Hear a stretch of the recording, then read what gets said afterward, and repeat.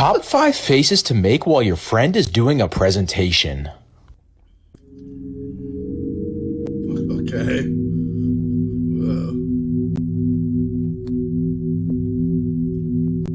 Okay. Sneak attack. What?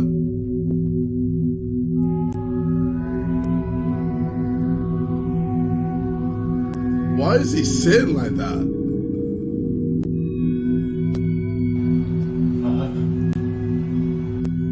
That is not fair.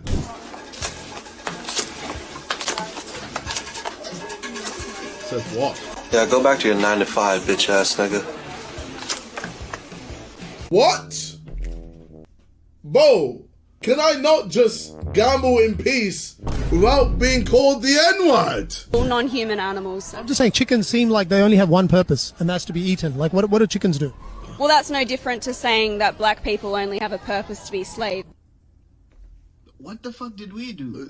Yeah, where did that come from? What kind of analogy was that?